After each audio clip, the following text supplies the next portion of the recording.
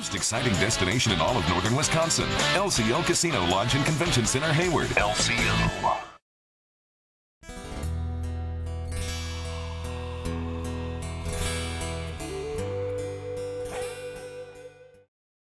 Hello, I'm Kimberly, and welcome to the weekend edition of the Native News Update.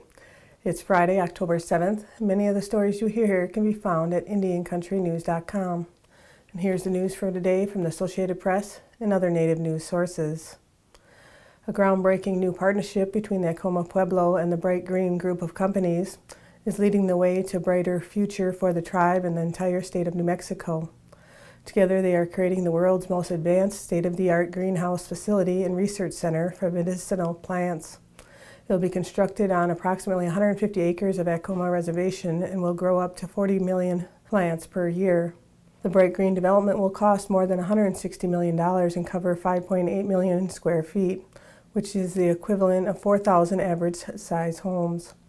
During its 2-year construction phase, the project will create more than 1,200 direct and indirect jobs in an area where employment is greatly needed. After construction completes, operating in the facility will create high-tech jobs for the region and new opportunities for the university to collaborate with the M.J. Brown Research Center. The National Endowment for the Arts will give another gift to the First Peoples Fund with a return of recordings of Lakota songs and speeches made in the 1890s. The late 19th century recordings were made on wax cylinders, and the 1940s recordings were made on acetate discs. They have been archived at the American Folklife Center at the Library of Congress, and now 2 sets of digital copies, as well as field notes and translations, will be returned to the Lakota people. The materials will be handed over at a ceremony at the Rushmore Plaza Civic Center in Rapid City, South Dakota, October 8th, during the Lakota Language Summit. Jan Chu, chairman of the National Endowment for the Arts, will be in Rapid City for the repatriation of the recordings and also to attend the First Peoples Fund's Community Spirit Awards. The Community Spirit Awards will honor 7 Native American artists from across the country who selflessly weave their talents and knowledge into their communities. John Lowe, a top researcher, professor, and global advocate for culturally competent health care for Native Americans and indigenous populations, has been added to the Florida State University School of Nursing staff.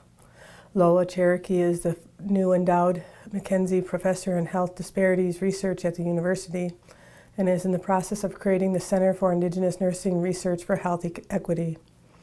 One of only 20 Native American nurses with a doctoral degree in the U.S., Lowe has been recognized as one of the country's edge runners by the American Academy of Nursing for his innovative leadership and ways of thinking about healthcare challenges.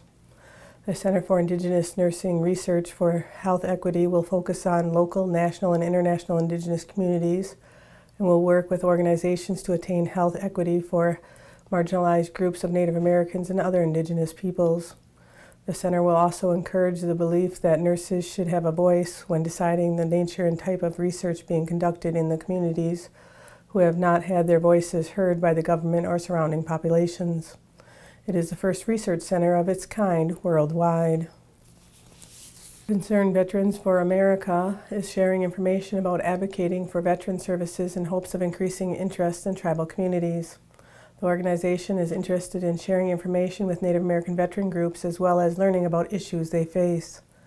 With many tribal communities located in remote areas, it is beneficial for veterans to work together, and the organization would like to have a unified voice from tribal groups to help the mission of advocating for policies that help veterans. As a national organization, one of the main focuses is addressing health care access for veterans. For more information, you can check out cv4a.org. President Barack Obama acknowledged and affirmed the Stand with Standing Rock movement as he opened the 2016 White House Tribal Nations Conference in late September. I know many of you have come together across tribes and across the country to support the community at Standing Rock, and together you're making your voices heard, the President said September 26th at the conference. Obama created the conference and each year has welcomed leaders from 567 federally recognized tribes. Additionally, the President created the White House Council of Native American Affairs and established a cabinet-level focus on Indian country. The most important thing I want to say is thank you, Obama said, kicking off the conference. After almost 8 years as your president, I have been so privileged to learn from you and spend time with you while visiting more tribal communities than any other president. The first tribe Obama mentioned in his welcoming remarks was the Standing Rock Sioux tribe, which has sued to block the Dakota Access Pipeline project.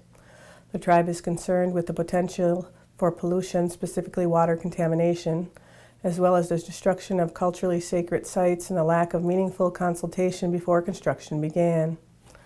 And that's another roundup of news from Indian Country on this edition of the Native News Update. I'd like to thank you for joining me and have a grand day.